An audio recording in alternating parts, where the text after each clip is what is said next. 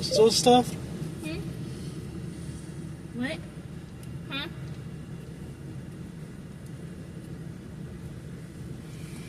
More than 20 spans back down the road, a cloaked figure on horseback followed them. Horse and rider alike black, dull, and ungleaming. It was more than habit than anything else that kept him walking backward alongside the cart even while he looked. The rider's cloak covered him to his boot tops. The cowl tugged well forward so no part of him showed. Vaguely, Rand thought there was something odd about the horseman, but it was the shadowed opening of the hood that fascinated him. He could see only the vaguest outlines of a face, but he had the feeling he was looking right into the rider's eyes. And he could not look away. Queasiness settled in his stomach. There was only shadow to see in the hood, but he felt hatred as sharply as if he could see a snarling face. Hatred for everything that lived. Hatred for him most of all. For him above all things. Abruptly, a stone caught his heel, and he stumbled, breaking his eyes away from the dark horseman. His bow dropped to the road, and only an outthrust hand grabbing Bella's harness saved him from falling flat on his back. With a startled snort, the mare stopped, twisting her head to see what had caught her.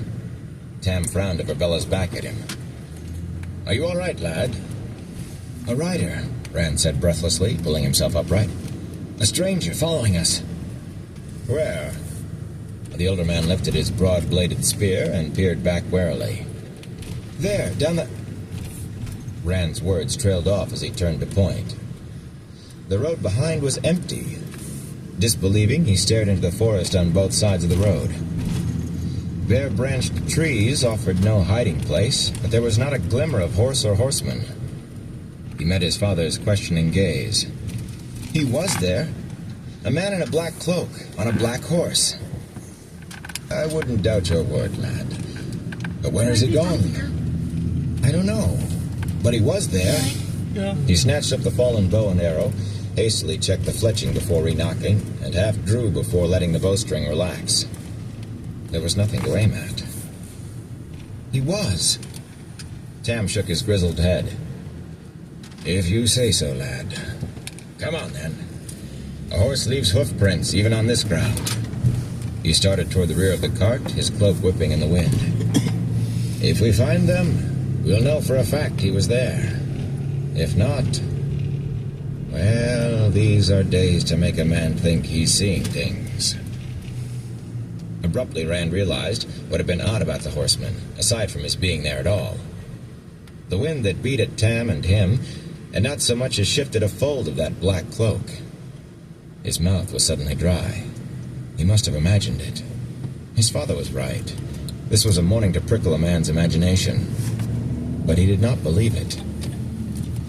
Only, how did he tell his father that the man who had apparently vanished into air wore a cloak the wind did not touch? With a worried frown, he peered into the woods around them. It looked different than it ever had before. Almost since he was old enough to walk, he had run loose in the forest. The ponds and streams of Riverwood, beyond the last farms east of Emmons Field, were where he had learned to swim. He had explored into the sandhills, which many in the Two Rivers said was bad luck. And once he had even gone to the very foot of the Mountains of Mist. Him and his closest friends, Matt Coffin and Perrin Ibarra. That was a lot further afield than most people in Emmons Field ever went. To them, a journey to the next village, up to Watch Hill or down to Devon Ride, was a big event. Nowhere in all of that had he found a place that made him afraid.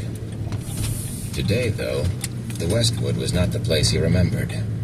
A man who could disappear so suddenly could reappear just as suddenly, maybe even right beside them. "No, Father, there's no need." When Tam stopped in surprise, Rand covered his flush by tugging at the hood of his cloak. "You're probably right. No point looking for what isn't there. No, we can use the time getting on to the village and out of this wind." "I could do with a pipe," Tam said slowly, "and a mug of ale where it's warm." Abruptly, he gave a broad grin. "And I expect you're eager to see Egwene." Rand managed a weak smile. Of all things he might want to think about right then, the mayor's daughter was far down the list. He did not need any more confusion. For the past year, she had been making him increasingly jittery whenever they were together. Worse, she did not even seem to be aware of it. No, he certainly did not want to add Egwene to his thoughts. He was hoping his father had not noticed he was afraid when Tam said, "Remember the flame, lad, and the void." It was an odd thing Tam had taught him. Concentrate on a single flame and feed all your passions into it. Fear, hate, anger, until your mind became empty. Become one with the void, Tam said, and you could do anything. Nobody else in Emond's Field talked that way, but Tam won the archery competition at Beltane every year with his flame and his void. Rand thought he might have a chance of placing this year himself, if he could manage to hold on to the void. For Tam to bring it up now meant he had noticed, but he said nothing more about it. Tam clucked Bella into motion once more, and they resumed their journey, the older man striding along as if nothing untoward had happened, and nothing untoward could. Rand wished he could imitate him. He tried forming the emptiness in his mind, but it kept slipping away into images of the black-cloaked horseman. He wanted to believe that Tam was right, that the rider had just been his imagination, but he could remember that feeling of hatred too well. There had been someone, and that someone had meant him harm. He did not stop looking back until the high-peaked, thatched roofs of Emond's Field surrounded him. The village lay close onto the westwood, the forest gradually thinning until the last few trees stood actually among the stout frame houses. The land sloped gently down to the east. Though not without patches of woods, farms and hedge-bordered fields and pastures quilted the land beyond the village, all the way to the Riverwood and its tangle of streams and ponds. The land to the west was just as fertile, and the pastures there lush in most years, but only a handful of farms could be found in the Westwood. Even those few dwindled to none miles short of the sand hills, not to mention the mountains of mist, which rose above the Westwood treetops, distant but in plain sight from Emond's Field. Some said the land was too rocky, as if there were not rocks everywhere in the two rivers, and others said it was hard luck land. A few muttered that there was no point getting any closer to the mountains than needs be. Whatever the reasons, only the hardiest men farmed in the Westwood. Small children and dogs dodged around the cart in whooping swarms once it passed the first row of houses. Bella plodded on patiently, ignoring the yelling youngsters who tumbled under her nose, playing tag and rolling hoops. In the last months, there had been little of play or laughter from the children. Even when the weather had slackened enough to let children out, fear of wolves kept them in. It seemed the approach of Beltane had taught them how to play again. Festival had affected the adults as well. Broad shutters were thrown back, and in almost every house the good wife stood in a window, apron tied about her, and long braided hair done up in a kerchief, shaking sheets or hanging mattresses over the windowsills. Whether or not leaves had appeared on the trees, no woman would let Beltane come before her spring cleaning was done. In every yard, rugs hung from stretched lines, and children, who had not been quick enough to run free in the streets, instead vented their frustration on the carpets with wicker beaters. On roof after roof, the goodman of the house clambered about, checking the thatch to see if the winter's damage meant calling on old Sen Bui, the thatcher. Several times Tam paused to engage one man or another in brief conversation. Since he and Rand had not been off the farm for weeks, everyone wanted to catch up on how things were out that way. Few Westwood men had been in. Tam spoke of damage from winter storms, each one worse than the one before, and stillborn lambs, of brown fields where crops should be sprouting and pastures greening, of ravens flocking in where songbirds had come in years before. Grim talk, with preparations for Beltane going on all around them, and much shaking of heads. It was the same on all sides. Most of the men rolled their shoulders and said, "Well, we'll survive, the light willing." Some grinned and added, "And if the light doesn't will, we'll still survive." That was the way of most Two Rivers people. People who had to watch the hail beat their crops or the wolves take their lambs and start over, no matter how many years it happened, did not give up easily. Most of those who did were long since gone. Tam would not have stopped for Whitconger if the man had not come out into the street, so they had to halt or let Bella run him over.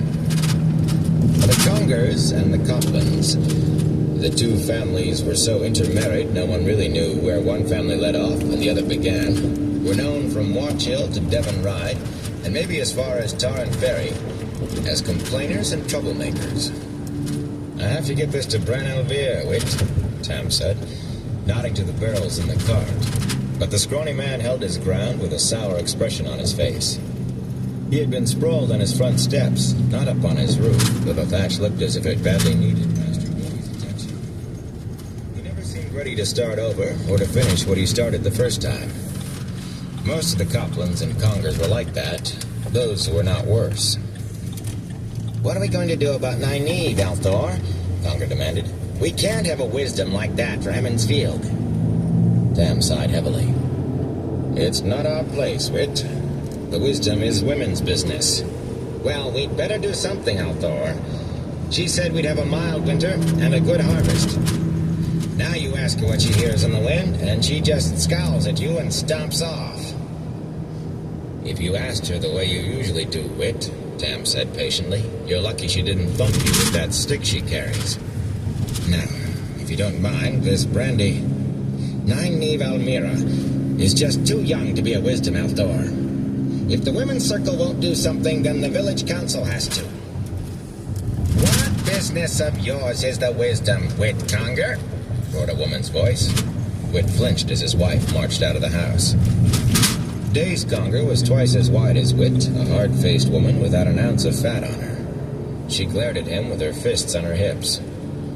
You try meddling in Women's Circle business and see how you like eating your own cooking, which you won't do in my kitchen, and washing your own clothes and making your own bed, which won't be under my roof. But Days, Wit whined, I was just... If you'll pardon me, Days, Tam said. Wit, the light shine on you both. He got Bella moving again, leading her around the scrawny fellow. Days was concentrating on her husband now, but any minute she could realize whom it was Wit had been talking to. That was why they had not accepted any of the invitations to stop for a bite to eat or something hot to drink. When they saw Tam, the good wives of Emond's Field went on point like hounds spotting a rabbit. There was not one of them who did not know just the perfect wife for a widower with a good farm, even if it was in the West Wood. Rand stepped along just as quickly as Tam, perhaps even more so. He was sometimes cornered when Tam was not around, with no way to escape outside of rudeness. Herded onto a stool by the kitchen fire, he would be fed pastries or honey cakes or meat pies. And always the good wife's eyes weighed and measured him as neatly as any merchant's scales and tapes, while she told him that what he was eating was not nearly so good as her widowed sister's cooking or her next to eldest cousin's. Tam was certainly not getting any younger, she would say. It was good that he had loved his wife so. It boded well for the next woman in his life. But he had mourned long enough. Tam needed a good woman. It was a simple fact, she would say, or something very close, that a man just could not do without a woman to take care of him and keep him out of trouble. Worst of all were those who paused thoughtfully at about that point, then asked with elaborate casualness exactly how old he was now. Like most Two Rivers folk, Rand had a strong, stubborn streak. Outsiders sometimes said it was the prime trait of people in the Two Rivers that they could give mules lessons and teach stones. The good wives were fine and kindly women for the most part, but he hated being pushed into anything, and they made him feel as if he were being prodded with sticks. So he walked fast and wished Tam would hurry Bella along. Soon the street opened onto the green, a broad expanse in the middle of the village. Usually covered with thick grass, the green this spring showed only a few fresh patches among the yellowish brown of dead grass and the black of bare earth. A double handful of geese waddled about, beadily eyeing the ground, but not finding anything worth pecking, and someone had tethered a milk cow to prop the sparse growth. Toward the west end of the green, the wine spring itself gushed out of a low stone outcrop in a flow that never failed. A flow strong enough to knock a man down, and sweet enough to justify its name a dozen times over. From the spring, the rapidly widening wine spring water ran swiftly off to the east, willows dotting its banks all the way to Master Thane's mill and beyond, until it split into dozens of streams in the swampy depths of the waterwood.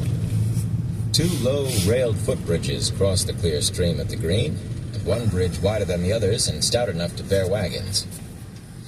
The wagon bridge marked where the North Road, coming down from Tarrant Ferry and Watch Hill, became the Old Road, leading to Devon Ride. Outsiders sometimes found it funny that the road had one name to the north and another to the south. But that was the way it had always been, as far as anyone in Emmons Field knew, and that was that.